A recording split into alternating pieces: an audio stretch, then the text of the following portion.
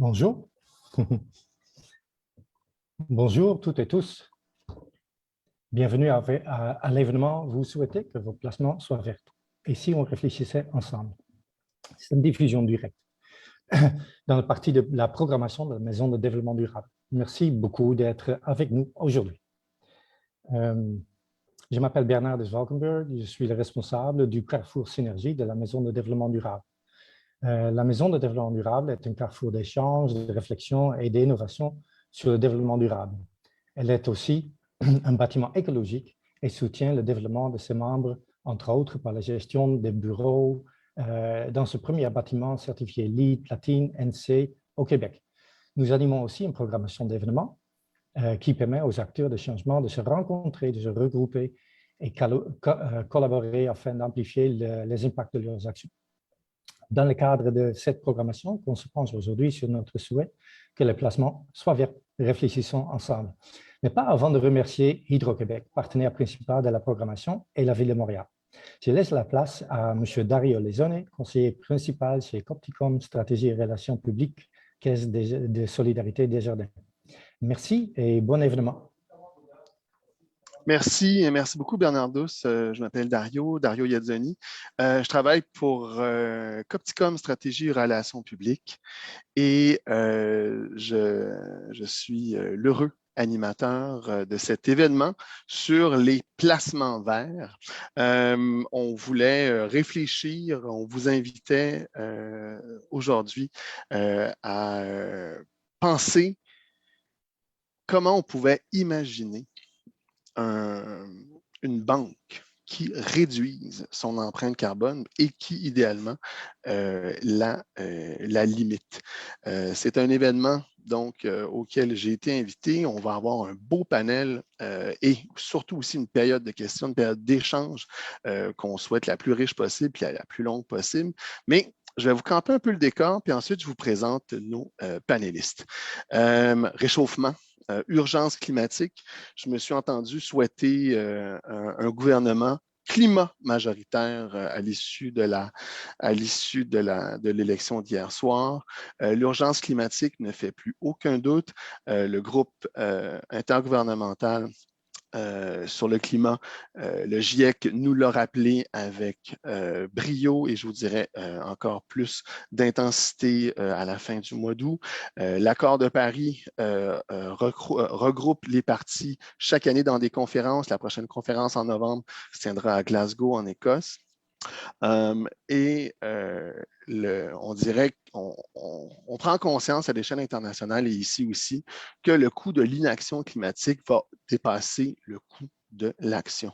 Le secteur financier est interpellé et ce secteur est, je dirais, de plus en plus concerné. On le voit agir, on voit les nouvelles arriver et on est ici aujourd'hui pour en discuter davantage. L'engagement du secteur bancaire en Amérique du Nord est encore volontaire. Donc, il n'y a pas beaucoup de contraintes des gouvernements. On a notamment le mouvement Desjardins qui s'est engagé à des engagements de zéro émission nette à l'horizon de 2040 en ciblant les secteurs de l'énergie, du transport et de l'immobilier. Décarboner les activités bancaires, ce n'est pas une mince affaire, vraiment. Et il y a beaucoup d'aspects, c'est complexe, c'est méconnu. Zéro émission nette, portée 1, 2 ou 3, ce qu'on voit parfois dans les lectures, le scope en anglais. Et donc, on va porter notre attention sur comment on peut imaginer décarboner les activités bancaires. Et pour nous éclairer, on va avoir deux personnes qui ont réfléchi à la question.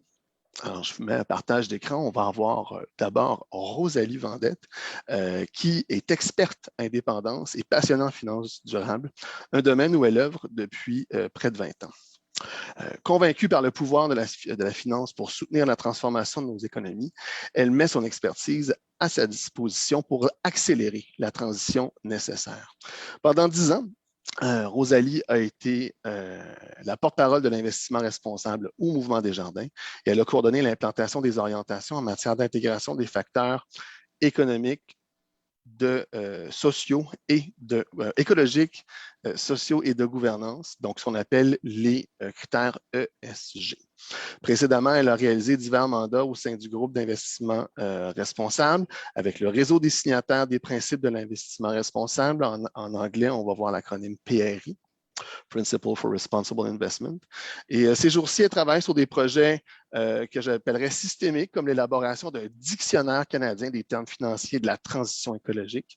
Elle accompagne également des conseillers financiers ou des firmes de gestion de placement qui souhaitent intégrer des approches de placement incorporant donc les critères écologiques, sociaux et de gouvernance, ESG.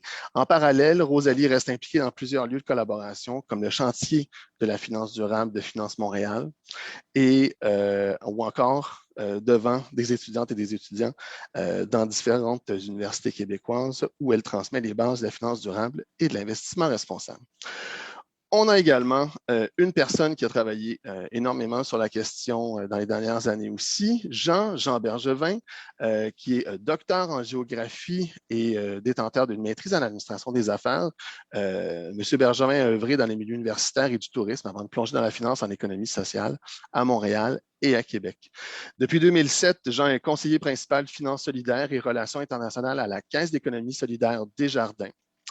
Il entretient et nourrit le réseau de cette caisse et participe à plusieurs forums réunissant des acteurs de la finance solidaire et du mouvement coopératif à l'échelle des Amériques, de l'Europe et de la planète. Depuis 2018, le réchauffement climatique s'est ajouté à ces dossiers et c'est ce dont il nous entretiendra aujourd'hui. Alors, première question que je vous lance, chers panélistes, et je me tourne tout de suite vers Rosalie. Pourquoi décarboner les banques? C'est une question assez facile, ça. Parce qu'en fait, tu l'as bien dit, réchauffement planétaire, donc ronde de négociation, accord de Paris.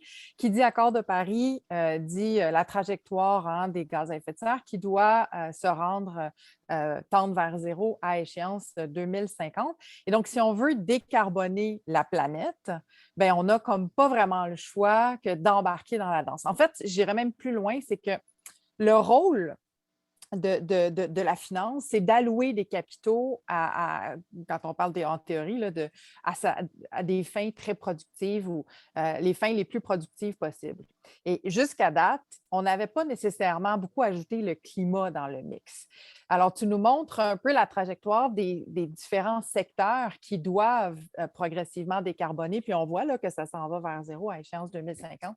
Bien, ces secteurs-là, ils sont appuyés par le secteur financier, par les flux de capitaux qui émanent des investisseurs et qui émanent justement des institutions financières, banques et coopératives financières qui viennent appuyer les activités. C'est classique.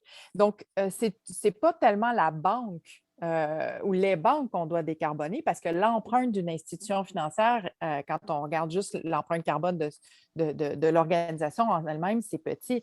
C'est les comptes bancaires, les flux de capitaux. Alors, quand je parle de compte bancaire, on parle des dépôts, mais aussi des investissements, des placements qui sont effectués. Fait, tous les flux de capitaux qui doivent tendre vers justement moins de carbone. Donc, comment en fait, on verra là, dans les prochaines étapes comment on va s'attarder à cette question-là, mais je dirais que là, on s'enligne pour un bon petit party de groupe pour avoir du fun ensemble. Hein? Ah oui, les banquiers font la fête. C'était pas nécessairement quelque chose que je voyais vraiment, un party Non. de... En fait, les banquiers sont très sérieux. Puis en fait, là, ce qui se passe beaucoup en ce moment, c'est une prise de conscience, ce qu'il y a eu, une prise de conscience que les changements climatiques représentent un risque systémique. Pas juste pour la planète, mais pour le système financier. Donc, la finance ne peut pas continuer comme avant. Exact. Fait que là, les alertes sont au plus fort et là, les calculs sont engagés pour essayer de comprendre. Mais on a compris que c'était grave. Là, il faut essayer d'aller à un niveau plus en détail sur la compréhension plus fine. Merci, Rosalie. Je me tourne maintenant vers Jean. J'évoquais dans votre présentation que c'est depuis 2018, on est en 2021, donc vous êtes que vous travaillez sur la question plus intensément. Qu'est-ce qui vous anime à la Caisse dans votre empreinte carbone ou pourquoi c'est une préoccupation pourquoi c'est quelque chose qui vous préoccupe? Bien, bonjour, merci Dario. Merci. Bonjour tout le monde. Merci à la Maison du Développement durable d'organiser cet événement là, qui, je pense, est une occasion intéressante là, de discuter et de réfléchir là, sur une question qui est relativement complexe, mais qui s'impose, je pense. Écoutez, la Caisse d'économie solidaire a été créée en 1971. Donc, à ce moment-là, on ne parlait pas là, de gaz à effet de serre, on n'a évidemment pas d'empreinte carbone. On ne parlait pas de développement durable encore, mais ce qu'on constate en regardant l'histoire de la Caisse, c'est qu'on se rend compte que c'est une institution financière qui a toujours été animée par une volonté là, de rendre le monde meilleur ou de faire du bien. On pourrait dire ça comme ça. Et donc, la mission de la Caisse, d'une certaine façon, a rejoint là, des principes de l'actuel développement durable. Là, on parle de responsabilité, de solidarité, de participation, de démocratie. Et pour répondre aux besoins des personnes, des communautés. Et donc, la Caisse a été créée là, pour récolter de l'épargne auprès de ses membres et faire des financements, là, avant tout, là, des financements pour des projets collectifs, associatifs et coopératifs.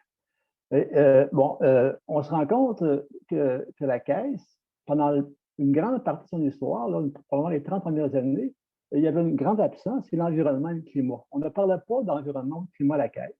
Et la Caisse a commencé à se pencher sur les questions dans les années 90. Elle a commencé à proposer des programmes pour faciliter des financements plus respectueux de l'environnement, notamment en habitation. Les automobiles, c'était relativement discret. Mais c'est surtout en devenant membre d'une alliance mondiale pour les banques là, qui ont des pratiques basées sur des valeurs, donc une traduction d'un acronyme anglais, là, que la Caisse est interpellée sur la nécessité, voire l'urgence de placer dans l'environnement le climat, la question là, des gaz à effet de serre au cœur de ses activités.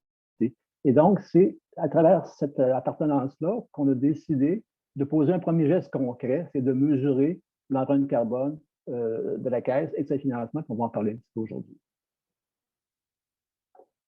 Qu'une évolution, autant, donc, c'est une organisation qui est une coopérative financière qui existe pour la communauté et qui va progressivement intégrer les impératifs de l'urgence climatique. Alors maintenant, ce que je voudrais qu'on explore du côté de Rosalie, merci beaucoup Jean, ce que je voudrais qu'on explore du côté de Rosalie, c'est qu'est-ce qui se passe en ce moment dans cette prise de conscience. Donc, à la fête, qu'est-ce qu'on mange, qu'est-ce qu'on boit dans cet environnement-là? Comment on est en train d'imaginer? Puis écoutez, les questions sont complexes, chères personnes qui sont avec nous. On est en Zoom, mais on est également en Facebook Live. Donc, si vous avez des questions qui vous triturent, vous pouvez poser des questions dans le Facebook Live et on a l'équipe de la Caisse et de la Maison du développement durable qui vont nous relayer les questions pour qu'on puisse en couvrir un maximum dans la période réservée à cet effet-là. Donc, sans plus tarder, je te demande, Rosalie, j'y allais pour la question, qu'est-ce qui se passe présentement dans cette fête? Ah, c'est ça, un petit état de la situation. Là, on doit regarder un peu en arrière pour dire que ça fait quand même des décennies que les investisseurs étaient actifs sur le plan du climat. Puis les investisseurs, je veux dire, ça fait partie des acteurs qui sont dans le milieu financier. Fait quand on parle des banques, des intermédiaires, on est dans le groupe qui travaille là-dessus. Ce qui est en fait, ce qui est arrivé, c'est qu'il y a de plus en plus d'engagements qui ont été pris. Donc, 2015, c'est un moment charnière parce que c'est à ce moment-là que les acteurs du milieu financier arrivent dans les négociations de l'accord de Paris et pour une des premières fois, prennent des engagements très forts. C'est ce qu'on a vu du côté des investisseurs, des engagements de réduire l'empreinte carbone, ou encore on parle d'adopter des budgets verts. Essentiellement, ça veut dire financer des solutions. Là, je suis juste du côté des investisseurs. En parallèle, ce qui se passe, c'est que les banques centrales prennent aussi conscience que ça peut représenter des risques. Et les banques centrales, on le sait, à l'époque, Mark Carney, le Canadien qui était gouverneur de la Banque d'Angleterre, a été un des leaders de ce mouvement-là. Donc, les banques centrales commencent à partir de ce moment-là, à se structurer puis à commencer à mesurer.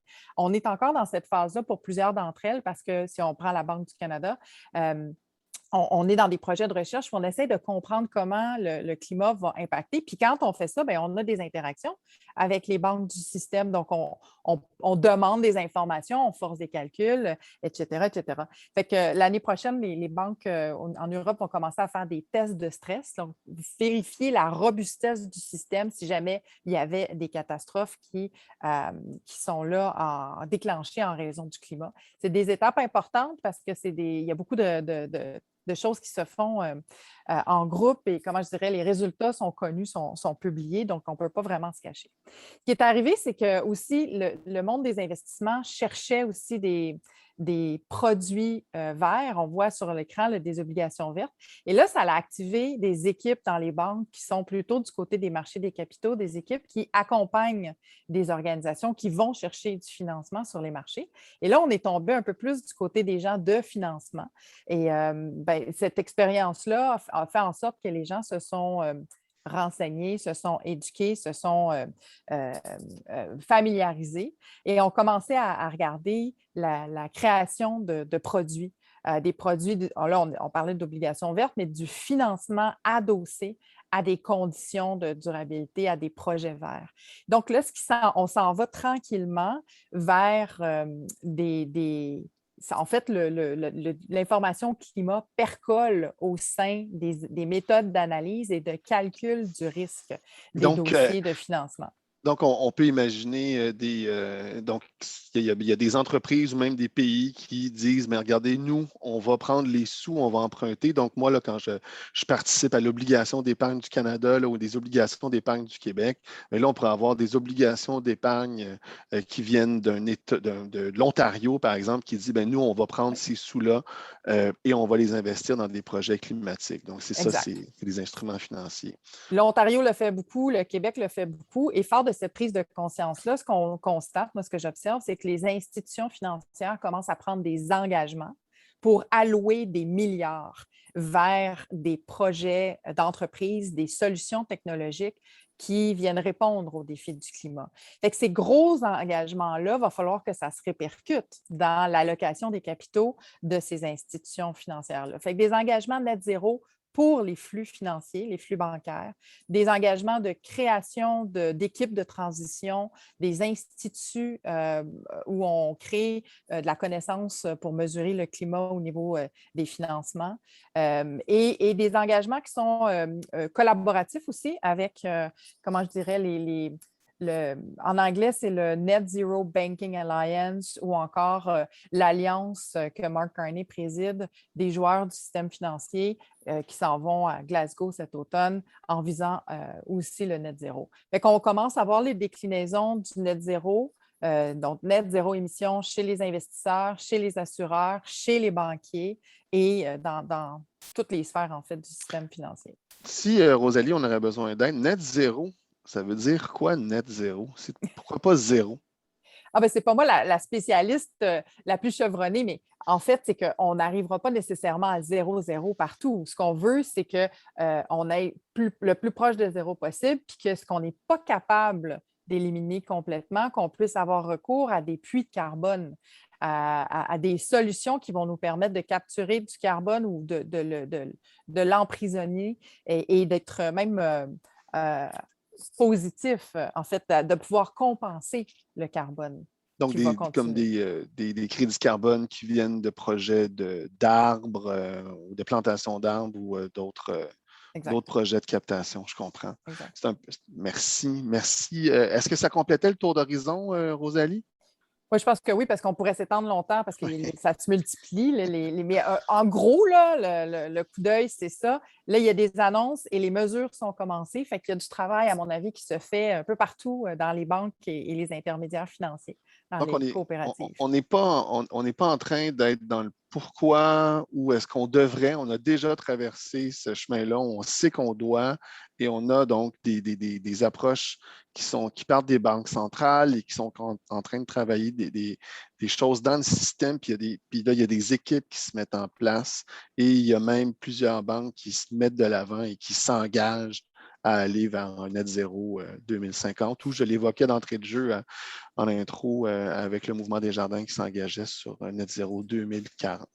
Oui, il y a eu comme un point de bascule l'année dernière et les gens et les organisations qui avaient des résistances, on dirait que là, ça a complètement tombé. Là.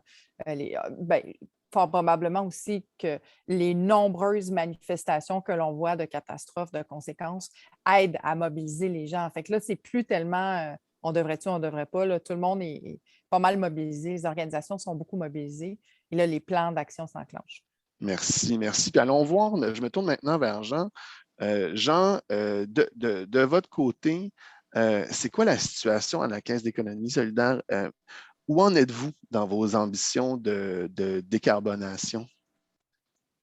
En fait, comme vient de dire Rosalie, nous, on est un exemple là, des engagements là, que les institutions financières ont pris. Donc, en devenant membre là, de l'Alliance mondiale là, pour les pratiques bancaires basées sur les valeurs, on a été invité à poser un premier geste concret de mesurer notre empreinte carbone. C'est un premier geste, donc c'est une prise de conscience. Et donc, on s'est engagé à mesurer et à le divulguer. Donc, comme une première étape, une étape, disons, de conscience pour un peu mesurer l'ampleur de la chose. Évidemment, on n'est pas des spécialistes, on a appris, on apprend beaucoup, puis on a encore beaucoup à apprendre dans le domaine. Et ce qu'on a compris qui fait l'affaire, ce qu'on a tenté de faire, puis la diapo est là pour l'expliquer assez bien, c'est-à-dire que ce qu'on voit souvent dans les questions d'empreinte carbone des entreprises, des organisations, selon le protocole là, des gaz à effet de serre, c'est qu'il faut regarder, d'une part, les activités qui se font là, pour produire le bien ou le service. Donc, ce qu'on appelle les activités en amont, et mesurer l'empreinte carbone de ces activités-là. Donc, pour la Caisse, ce que ça veut dire, ce sont l'électricité des locaux, les approvisionnements, les déplacements d'affaires, les déplacements de domicile, travail pour les employés, les matières résiduelles. Donc, regarder les opérations globales de la Caisse et mesurer l'empreinte carbone. Un peu, ce sont les gaz à effet de serre qu'on achète auprès des fournisseurs qui nous fournissent les biens et services nécessaires pour faire nos opérations. Alors, si on le fait, on s'est rendu compte que ça représentait en 2018 1 de l'empreinte carbone. L'autre activité qu'on on dit de regarder, c'est les gaz à effet de serre qu'on possède. Donc, nous, on ne possède pas de véhicules, de flotte de camions ou d'installations qui produisent l'énergie. Donc, on n'a pas de gaz à effet de serre possédés. Mais on nous dit aussi de regarder, et c'est le plus important, là, les activités en aval. Pour une entreprise, ça veut dire son transport de ses biens, ses produits vendus, la disposition des biens en fin de vie et ses investissements. Pour la Caisse, c'est fondamental. Les investissements pour nous, la Caisse, ce sont les financements, ce sont les prêts qu'on fait à nos membres avec l'épargne que nos déposants nous apportent. Donc, on a fait ces calculs-là et on s'est rendu compte que ça représentait 99 de l'empreinte carbone. Et c'est un peu technique, mais je vais vous dire très globalement comment on arrive à faire cette empreinte carbone-là, des financements, c'est-à-dire mesurer l'empreinte carbone des projets des membres qu'on finance. Hein. C'est important de le voir. Donc, c'est les membres qu'on finance et comment on calcule ça. Donc, essentiellement, ce qu'on fait, c'est qu'on va, à l'autre diapositive, on va le présenter très sommairement, c'est que Ressources naturelles Canada produit des données sur les émissions de gaz à effet de serre de différents biens. Donc, pour les biens qui sont mesurés par Ressources naturelles Canada, et donc il produit des moyennes par province, donc on a des moyennes pour le Québec. Donc, les biens que nous, on finance, on tente de les compter. Et donc, par exemple, on finance combien de maisons unifamiliales dans nos prêts, combien d'appartements, combien de condominiums, combien d'immeubles commerciaux en mètres carrés. Donc, ce genre de données-là. Et on fait des multiplications, on tient compte là, de certains facteurs comme la participation de la Caisse dans le financement, à quel niveau on est rendu là, dans les remboursements pour voir si on est au début du prêt ou on est à la fin du prêt. Donc, ça change un peu là, le facteur. Mais en gros, on fait ces calculs-là et on obtient un total. Et en 2020, le calcul qu'on a fait, c'est qu'on trouve 12 507 tonnes de CO2 équivalent. Donc, à la prochaine diapo, on peut voir là, comment se distribue cette 12 507 tonnes. Donc, rappelons simplement, là, pour donner une marge un comparable, c'est qu'une tonne, essentiellement, ça pourrait être un peu les émissions d'un véhicule à essence qui fait Montréal-San Francisco ou un billet d'avion là, pour Montréal, Buenos Aires. Donc, c'est quand même assez significatif.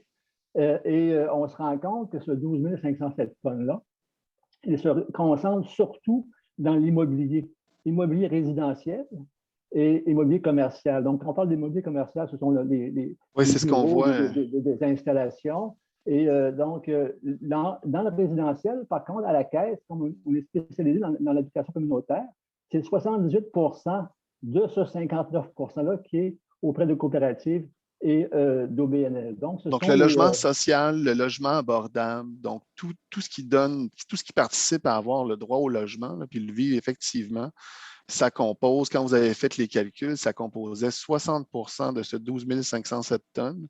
Et on a une déclinaison, là, on a des précisions à gauche du graphique.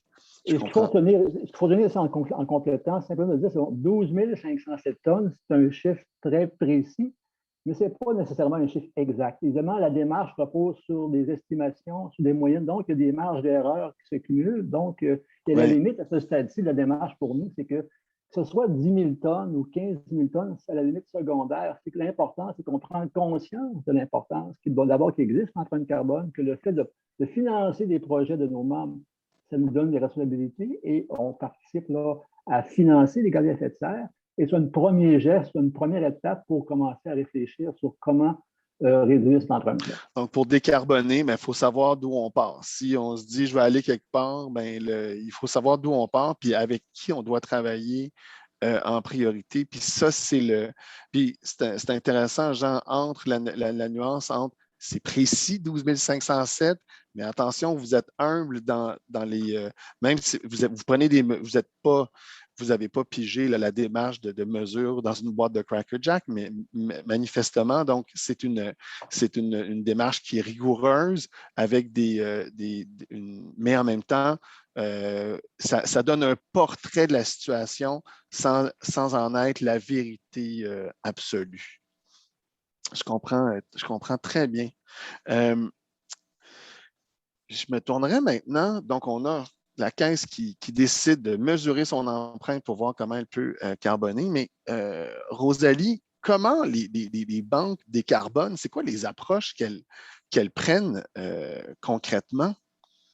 Je trouvais que l'exemple de la Caisse est assez évocateur parce que ça fait écho, je trouve, à ce qu'on voit en ce moment ou ce qu'on peut constater en ce moment, du moins au Canada, parce que les pays ne sont pas tous égaux, les pratiques ne sont pas tous au même point d'égalité. Donc, la première étape, comme je le disais précédemment, c'est l'engagement. Ça semble être l'étape par laquelle les organisations passent d'abord. S'engager, se commettre et utiliser ça pour se mettre en action à l'interne. Mesurer semble être la deuxième étape. Et c'est exactement ce que la Caisse est en train de faire. Mais là, on voit que c'est une mesure qui est théorique. Et on est au tout début de pratiques qui sont encore émergentes. Donc, on se concentre beaucoup, en tout cas, moi, ce que je vois, c'est que les organisations se concentrent beaucoup sur les méthodologies. Comment développer des méthodologies communes pour essayer de comprendre ce qu'on est en train de mesurer, puis d'avoir des chiffres qui sont de plus en plus précis. Alors, pour l'instant, comme on est à bien des égards sur des chiffres théoriques, c'est des mesures de très haut niveau. Donc, on est à regarder la forêt, puis qu'on se comprenne sur quel arbre est nommé comment, puis la hauteur, puis comment on calcule le volume de l'arbre. En utilisant des hypothèses. Donc, c'est comme si on regarde la forêt à distance, on n'est pas en train de marcher dedans puis de mesurer chaque arbre nous-mêmes en train de faire notre lecture. Fait que les méthodologies sont travaillées au niveau international dans des groupes de travail, puis ça s'est ramené sur un plan plus national dans des groupes plus régionaux. Mais il faut comprendre que là, quand je parlais de fête, c'est qu'il y a une valse qui est en train de s'organiser. C'est-à-dire que si on veut aller à une autre étape pour avoir une mesure plus précise, par exemple, par dossier, si on prend l'exemple de gens, maison par maison, appartement par appartement, puis on va avoir la vraie lecture, ça va nous prendre l'information, ça va nous prendre des outils de mesure, ça va nous prendre la divulgation. Et là, la valse, que je dis, c'est entre l'institution et son membre et son client pour qu'on puisse acquérir une information précise. Parce que la personne qui a installé des panneaux solaires sur sa maison et qui a posé des gestes pour réduire son empreinte, bien, probablement qu'elle ne veut pas être identifiée à son voisin qui n'a pas posé les mêmes gestes parce qu'elle n'a pas le même bilan carbone. Et là, vous voyez que je commence à introduire une mesure de, là, pas bonus-malus, mais comment on récompense, on reconnaît le projet personnel ou d'entreprise qui émet moins de carbone, puis comment on incite le client qui émet plus de carbone à peut-être se mettre en action. Quand on est une banque, quand on est une institution financière, bien, il y a 2 mots, ça s'appelle taux d'intérêt. Fait éventuellement, on va probablement moduler le taux d'intérêt, qui est une lecture du risque. Je ne dis pas que c'est ça que la Caisse d'économie va faire, mais c'est qu'on s'en va vers un système où on va recalculer, reparamétrer en fonction d'un nouveau critère qui s'ajoute aux autres critères financiers pour bien comprendre le risque. Et je l'évoque parce que c'est ce que les Européens sont en train de faire. Quand on regarde Natixis, ils ont passé 2 ans et demi à recalibrer tous leurs dossiers d'entreprise par rapport à ce qu'on appelle les activités brunes. Natixis, c'est une banque? C'est une des filiales de la Banque populaire Crédit d'épargne en France. Okay. Mais d'autres banques ont fait des choses similaires. Donc, recalibrer les activités pour les mettre. En gros, c'est 3 ou 4 catégories. C'est soit que tu as des activités polluantes qu'on appelle brunes, tu as des activités qui sont compatibles avec l'accord de Paris qu'on appellerait verte. Puis dans le milieu, c'est soit que tu es en transition, soit que ce n'est pas pertinent. C'est pas. Oui, brun vert, ce n'est pas nécessairement le plus beau mélange. Entre les deux, la transition, on est en train de l'appeler olive. Intéressant. Oui, c'est ça. Une transition olive, merci. C'est ça. Donc, je pense que le point le plus important ici, c'est mesure et quantification, parce qu'avec l'information, on va pouvoir probablement, du côté des institutions financières, créer des nouveaux produits qui vont venir inciter, aider les activités qui décarbonisent. Puis, éventuellement, peut-être qu'il y a des discussions difficiles qui vont avoir lieu avec des clients en disant, bien, nous, on a pris un engagement de net zéro émission, puis votre projet entrepreneurial, il n'y a pas l'air de s'inscrire sur cette trajectoire de transition-là. Donc, ça va être difficile pour nous. On va prendre plus de risques. On a vu, par exemple, des groupes comme Greenpeace qui ont demandé à ce que des entreprises, des banques canadiennes comme CIBC, la Banque Royale, cessent de financer des entreprises qui contribuent à installer des pipelines, le transport du pétrole, la production de pétrole issu des sables bitumineux. Oui. Donc, c'est le genre de choses qu'on peut imaginer éventuellement. Un peu dans le sens où on voit certaines institutions prendre des positions, je dirais, plus à la marge, c'est-à-dire que des institutions qui décident de ne plus financer des activités comme, par exemple, le forage dans les mers du Nord, le forage pétrolier. Mais c'est, pour l'instant, je trouve que c'est à la marge, ou encore c'est des institutions qui ne sont pas nécessairement canadiennes, parce que le Canada est quand même un secteur important dans les énergies fossiles. Fait que, si si on y va trop raide, je vais le dire comme ça, mais si on y va trop raide, on risque de laisser des communautés tuer une industrie dont dépendent des communautés, des travailleurs. Donc, c'est un jeu d'équilibre qui est très difficile. Et là, on tombe dans le géopolitique. Quels sont les plans du Canada pour effectuer une transition du Canada? Puis là, maintenant, oui, merci. Et si j'arrivais maintenant, Jean, je me tourne vers vous.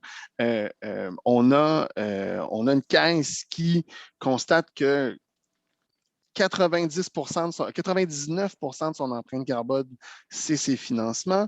Là-dessus, ces financements, il y a une grande partie, c'est des résidences, des copropriétés, des coopératives d'habitation, des organisations à but non lucratif en habitation qui logent des milliers et des milliers de personnes.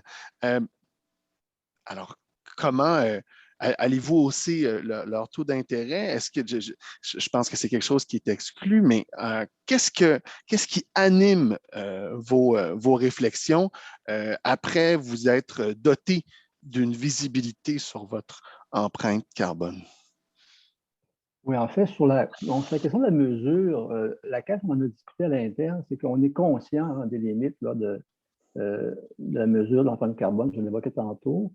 Mais on s'est dit, bon, avec le temps, on va trouver, les systèmes d'information vont s'améliorer et on va mesurer de mieux en mieux l'empreinte carbone. Mais, donc, on ne se fixera pas sur la mesure, mais on va tenter de passer à l'action en se disant, et la mesure va s'enclencher en même temps, mais de ne pas s'arrêter à cause de la mesure, mais de se lancer quand même. Et actuellement, on est au début des réflexions. Les décisions ne sont pas encore prises au sein de la Caisse, c'est important de le dire. Donc, on a une gouvernance, on a un conseil d'administration, on a une assemblée générale. Donc, on réfléchit et les orientations, les décisions viendront plus tard. Mais Mais de manière générale, qu'est-ce que je peux dire dans l'état des réflexions, c'est qu'il y a une volonté au sein de la Caisse de poursuivre sa mission historique. Donc, de continuer à faire des financements. Donc, de financer des projets des membres en sachant pertinemment que ces projets-là génèrent des gaz à effet de serre. Donc, c'est un premier élément donc, de position. Donc, pour faire, on va continuer les financements. Parce que les projets de nos membres, ils sont positifs.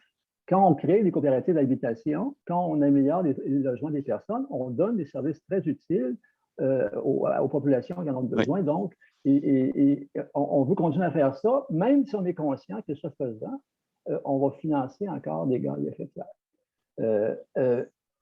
On est quand même pour réduire, pour faire des efforts, on identifie 3 leviers pour essayer d'améliorer l'empreinte carbone des financements de la Caisse et l'empreinte carbone en général. Le premier levier, c'est de toucher dans les opérations, donc je l'évoquais tantôt, donc les locaux, les déplacements.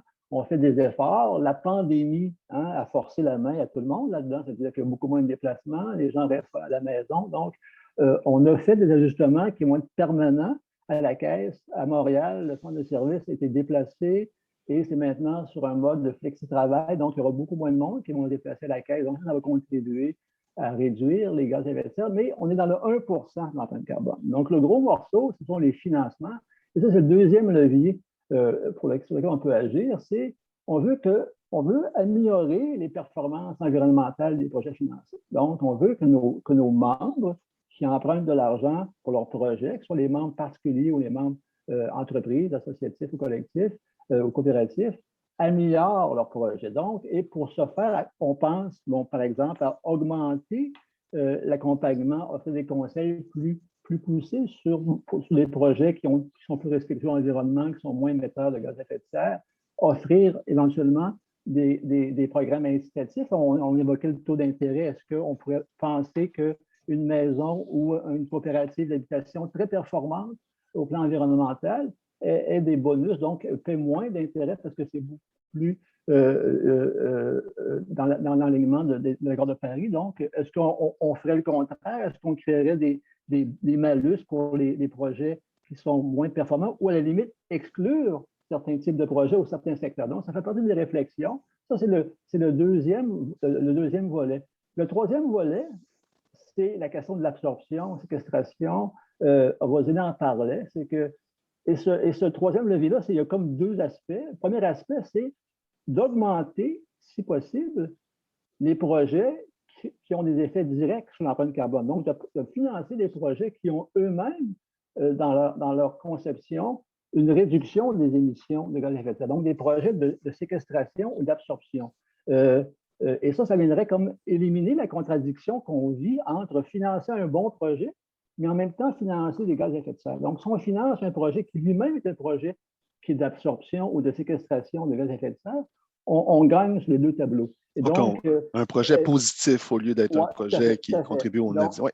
Donc, c'est un projet qui retirerait des gaz à effet de serre de l'atmosphère.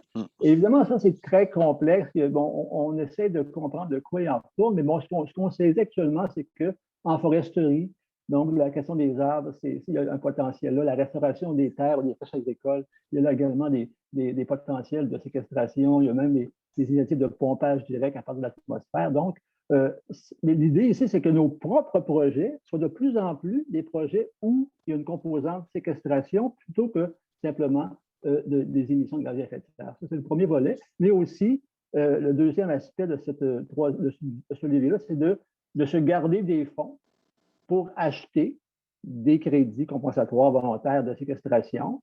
Parce que, Roselyne le dit, rappelons que 0 émission nette, Desjardins s'est engagé. Donc, nous, on est donc visé dans cet engagement-là. Ça veut dire, le moins important, c'est le mot net, pas le mot 0. Hein. Il faut, à partir du moment où on constate qu'il reste des émissions de gaz à effet de serre, il faut les compenser pour viser à amener l'équation à 0. Donc, acheter et donc des crédits, et ça va coûter de l'argent, et on va devoir financer ça avec les opérations de la Caisse. Oui, de la même façon que quand on incite les gens à recycler, bien avant, on leur a dit réutiliser, puis avant de réutiliser, on leur a demandé de réduire. Donc, on a vraiment cette idée-là. Donc, c'est la toute fin qu'on compense. C'est ça qu'on voit tout en bas de la diapo, le budget pour des puits de carbone, parce que là, on aura tout fait, mais là, on pourra Je comprends. Merci, merci, Jean. Ben, on est presque rendu à la fin. On va ouvrir la période de questions. On a déjà reçu quelques questions sur Facebook et donc, je me tournerai brièvement, Rosalie, là, en 30 secondes. On s'en va vers la conférence des partis à Glasgow, donc ensuite la suite de l'accord de Paris. À quoi on peut s'attendre pour les banques? Est-ce qu'il y a quelque chose, juste brièvement, si on sort sa boule de cristal, Rosalie? Oui, bien en fait, d'ici à novembre, à la conférence, on peut s'attendre à encore plus d'annonces. Il va y avoir encore plus d'engagements qui seront pris par la part des institutions financières en lien avec le climat. Donc, des budgets alloués à des solutions ou alors un engagement net zéro d'ici 2050, tout ce genre d'annonces-là. Mais après, il va y avoir aussi des annonces réglementaires, mais après, moi, ce que j'entrevois, c'est une intervention plus forte de la part des gouvernements. Et ça va se manifester premièrement sur les obligations de divulgation d'informations pour qu'on puisse avoir les données sur le climat. Et puis là, ça part des très grandes entreprises. Il y a déjà des gouvernements qui ont donné des signaux à cet effet-là. Le Royaume-Uni, la Nouvelle-Zélande, la Suisse, il va en avoir d'autres, fort probablement. Mais il faut se dire que ça part des très grandes entreprises, puis après ça, ça risque d'affecter la chaîne de valeur. Donc, la très grande entreprise qui veut avoir l'information va influencer ses fournisseurs, ses partenaires, et là, ça va tomber vers la moyenne et la plus petite entreprise. C'est ce que moi, j'entrevois. Donc, tout un système qui s'en va vers la production d'informations, moins orienté vers les individus, vers nous, dans les comptes résidentiels, mais quand même, ça va ouvrir le chemin pour le reste. Et avec l'information, bien, plus de tests et plus de produits. C'est intéressant. Merci, Rosalie, de cet exercice-là. Ce n'est pas un exercice facile à faire, donc d'ouvrir la boule de cristal, mais j'ai une déposante qui nous pose la question, c'est quoi les critères que je dois prendre en compte pour minimiser mon empreinte carbone quand je vais déposer mes sous? Parce qu'on a besoin d'un compte de banque, d'un compte de coopérative financière. Donc, et c'est la question que je poserai aux deux. Je poserai la question à Rosalie, je poserai la question à Jean. C'est quoi les critères que je dois prendre en compte pour minimiser cette empreinte carbone? Ouais. Moi, je trouve que c'est un peu tôt parce qu'il n'y a pas encore beaucoup de choses qui sont sorties des institutions financières. Moi, je dis premièrement, la première étape, celle qui s'engage. Oui, c'est ça. Mais moi, je pense que la première chose qu'on devrait faire, c'est mesurer notre propre empreinte carbone. Eu égard à l'argent qu'on dépose, c'est quelle est notre empreinte carbone pour avoir conscience. Et après, bien, ça dépend où on place notre argent. Fait qu'il y a les dépôts, puis il y a les investissements. Il y a plusieurs interactions qu'on peut avoir. Fait que c'est sûr qu'une organisation qui s'engage, c'est mieux qu'une organisation qui ne s'engage pas. Fait que déjà, on voit que les gestes sont posés. Éventuellement, moi, je m'attends à ce qu'il y ait des outils d'aide à la prise de décision, donc des classements qui soient effectués, des chercheurs qui puissent analyser les différents chiffres que les banques présentent, les institutions présentent, un peu comme on a des analystes qui se sont excités avec les élections pour analyser les différents programmes de partis. Bien, on va avoir un peu la même chose qui va être effectuée pour nous aider, nous, à comprendre. Fait que ça, j'anticipe. Puis je me dis peut-être qu'il y a des petites solutions technologiques qui vont nous permettre d'avoir un portefeuille vert, un peu comme un outil budgétaire. Bien, on va probablement avoir des institutions qui vont nous permettre d'avoir un total de gaz à effet de serre associé à certaines transactions d'achat, de consommation, etc., etc. Bien, merci. Puis je me tourne vers Jean. Quels critères on pourrait donner pour appuyer la déposante qui voudrait agir maintenant? En fait, il faut poser des questions aux institutions financières au Canada, au Québec, aux États-Unis, je disais, donc on est peu avancé sur les informations disponibles. Quand on va faire son marché, on regarde les éléments, puis on a toute une gamme d'informations sur les éléments, sur plein de choses, et les gens peuvent prendre des décisions selon les critères là, qui les animent. Ça n'existe pas avec les institutions financières, règle générale. En France, il existe, je pense que c'est Équiterre France qui a monté un calculateur qui permet aux personnes simplement d'inscrire le montant d'euros qu'ils possèdent, qui est déposé dans une institution financière, et de choisir dans quelle institution financière, et ça donne un résultat en termes de tonnes ou de kilos là, de gaz à effet de serre. Et j'imagine que ça va venir chez nous. Nous, on a fait l'expérience à la caisse. On s'est posé la question, qu'est-ce qui se passe si quelqu'un dépose à la caisse 1 000 $? On s'est rendu compte en faisant des calculs, des estimations à partir de ce qu'on a déjà fait, en incluant les financements et et nos liquidités qu'on place à la Fédération que pour chaque tranche de 1 000 $, c'est environ 10 kilos de gaz à effet de serre, de CO2 équivalent. Donc, ça représente là, 30 sous en compensation chez Carbone Boréal. Donc, mais la décision va se prendre quand les institutions financières vont pouvoir divulguer plus d'informations et ça va créer de la pression pour améliorer les performances, puisque les gens vont pouvoir choisir l'institution financière qui est la plus performante pour leurs critères. Donc, dans les critères qu'on donnerait, il y a s'informer sur l'engagement. Donc, il y a déjà des choses qui se font. Donc, où est-ce que vous êtes rendu? Poser des questions parce que quand on rencontre parfois notre institution financière, soit qu'on se déplace au guichet avec une personne, ce qui est plus rare maintenant, ou bien en période de REER, si on a à se déplacer ou on se rencontre en virtuel. Donc, posez ces questions-là. Est-ce que vous avez mesuré votre empreinte carbone? Qu'est-ce que vous faites pour le climat? Et là, on va envoyer des signaux pour accélérer l'évolution. C'est ce que j'entends. Merci, Jean. Merci, Rosalie. J'ai déjà une autre question. Puis probablement, Jean, elle est assez occupée. ça va probablement vous occuper. La Caisse d'économie solidaire, c'est un intermédiaire qui reçoit des sous, donc des personnes qui déposent et qui vont financer des projets. On en a parlé, des coopératives, des projets d'économie sociale, d'entrepreneuriat collectif. Mais dans le cadre du fait que la Caisse est un intermédiaire, quelle est la responsabilité de chacune des parties? La personne qui dépose, le groupement qui reçoit un financement, la Caisse, où est-ce que vous voyez la responsabilité des uns et des autres? En fait, la réflexion, c'est d'abord de dire qu'on est tous ensemble responsables. Donc, la Caisse, qu'est-ce que le déposant demande à la Caisse ou à une banque?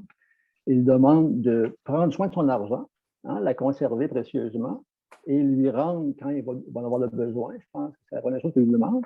Mais aussi, selon dans certains produits, de lui donner un rendement, donc un intérêt, parce qu'il renonce à son argent. Donc, la Caisse se retourne et prête cet argent-là contre intérêt pour ensuite donner des intérêts à son déposant. Donc, ce faisant, on l'a dit tantôt, la Caisse finance des projets qui sont parfois émetteurs, qui sont toujours émetteurs de gaz à effet de serre. Et donc, l'emprunteur est responsable. Donc, tous ensemble, en travaillant à l'amélioration des projets, en conscientisant les personnes, en offrant des programmes, on peut réduire globalement, à réduire l'empreinte carbone. Mais ce n'est pas la responsabilité de la Caisse seulement, de l'emprunteur seulement, ou du déposant seulement. Donc, je pense que c'est ensemble, au sein de la Caisse, c'est de travailler à réfléchir pour trouver des solutions. Et ça va coûter de l'argent. Il va y avoir probablement des choses à renoncer. Il va y avoir des décisions à prendre. Donc, et c'est de travailler ensemble. Et c'est un peu là-dedans qu'on réfléchit actuellement. Si tu me permets, Dario, de rebondir, parce que j'aime Bien beaucoup sûr. ce que Jean dit par l'élément de collectivité, parce que c'est un peu un des points que j'aimerais amener, c'est-à-dire que, admettons qu'on dit le projet, il est sur le plan des gaz à effet de serre, qu'il n'est pas souhaitable et que la Caisse ne le prendrait pas ou. Le projet, s'il continue d'exister, il est financé ailleurs. On s'entend-tu qu'on a une seule et même planète, donc on est quand même globalement, collectivement pris avec ce problème-là. D'où l'idée de travailler ensemble et d'avoir des organisations comme la Caisse d'économie solidaire qui sont peut-être en avance et qui ont fait les calculs, qui sont déjà à la recherche de solutions, qui vont pouvoir ouvrir le chemin pour d'autres. Et c'est ce que je constate quand même dans le secteur, c'est qu'il y a beaucoup de collaboration malgré que les entités soient en compétition. Et nous, comme clients, comme membres, on a un rôle à jouer dans inciter ceux qui sont en avant de la parade pour aller vers eux, faire affaire avec eux. C'est toute une valorisation du marché.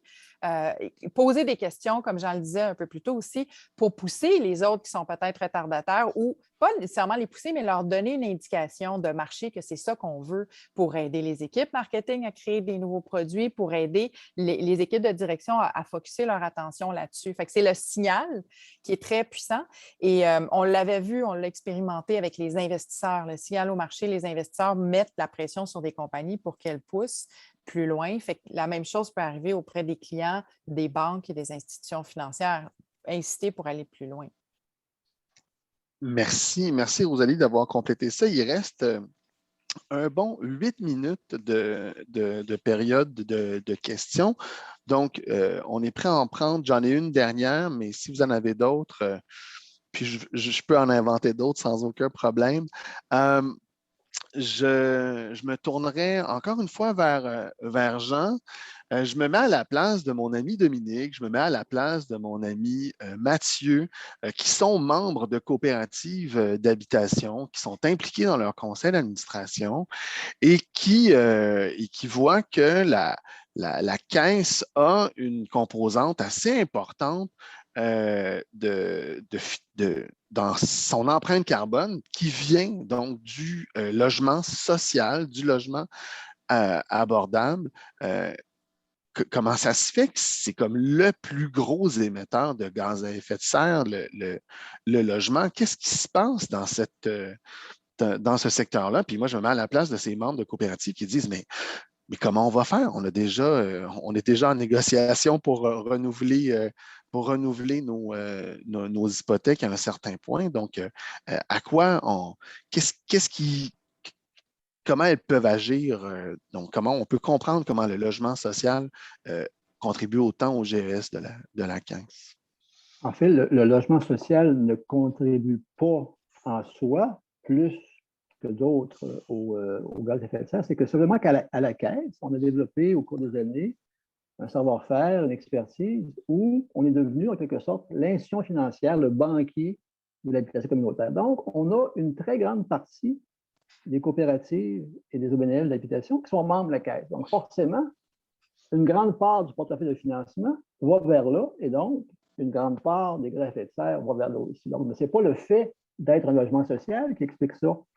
Au contraire, si on fait des calculs là, par unité, un appartement, forcément, un appartement moyen Oui. est moins émetteur qu'une maison unifamiliale. Donc, c'est simplement la concentration sectorielle à la caisse qui explique cette situation-là. Mais d'une manière générale, ce qu'on pourrait dire aux personnes qui ont été nommées, qui sont dans les coopératives d'habitation, c'est qu'au moment de faire des travaux de rénovation, peut-être penser à l'environnement et de trouver des façons de réduire l'empreinte carbone avec en plus performants sur les fenêtres, sur l'isolation, sur le chauffage.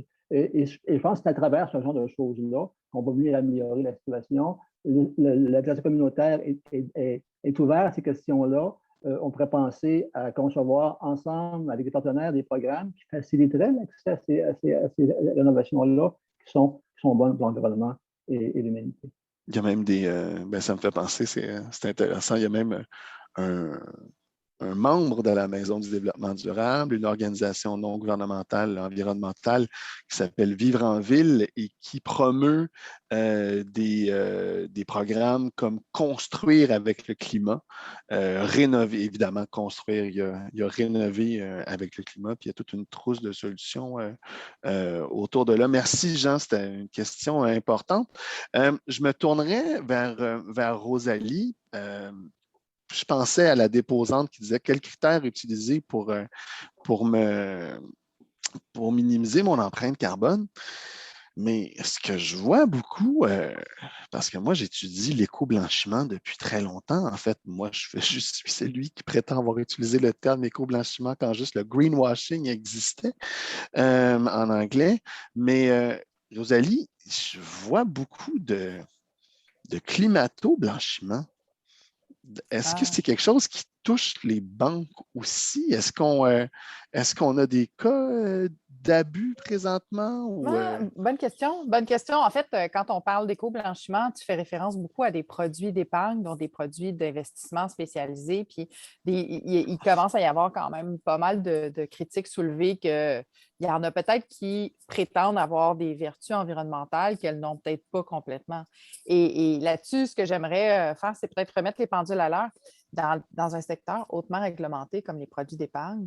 Ce n'est pas tellement qu'il y a des mensonges, c'est pas vraiment ça. C'est qu'il y a beaucoup d'informations qui est disponible dans les documents, mais peut-être qu'elle n'est pas précise suffisamment, peut-être qu'elle n'est pas regardée, puis peut-être qu'à un moment donné, on a des attentes, puis on a des mauvaises surprises parce qu'on pensait qu'il n'allait pas avoir, par exemple, de compagnie pétrolière dans notre fonds d'épargne, alors qu'il y en a. Mais il y a des processus qui sont mis en place et le fonds va vous expliquer pourquoi c'est là, qu'est-ce qui est fait pour réduire l'empreinte, etc., etc.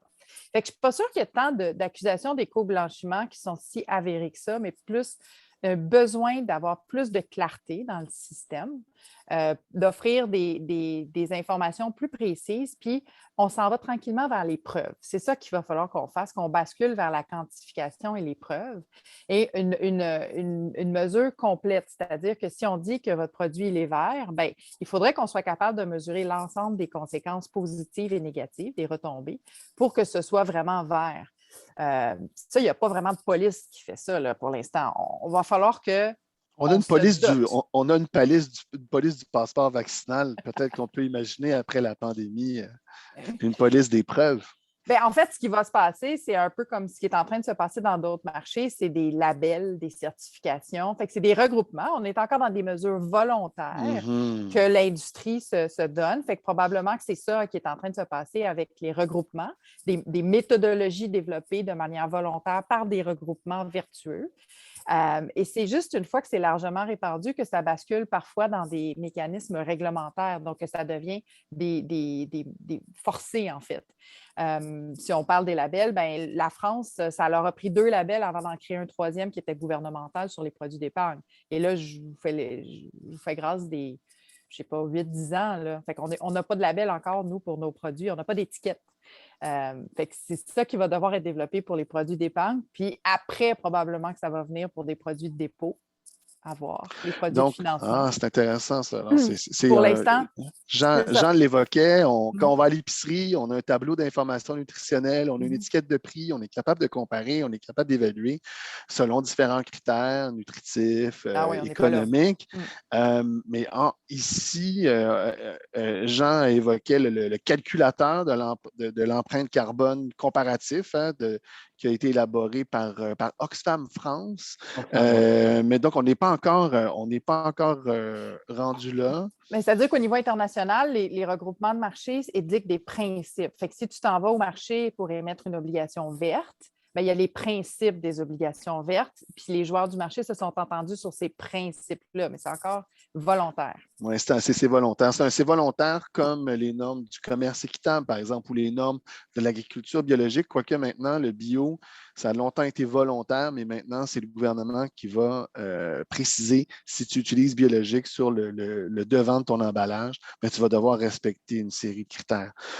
Donc on se retrouve on peut faire beaucoup d'efforts, puis merci beaucoup de nous avoir permis d'éclaircir ces nuances-là, les ambitions si on veut faire des placements verts, déposer des sous dans une banque qu'on souhaiterait en phase avec nos valeurs, puis surtout, on est mobilisé par l'urgence climatique, donc comment on peut aller plus loin.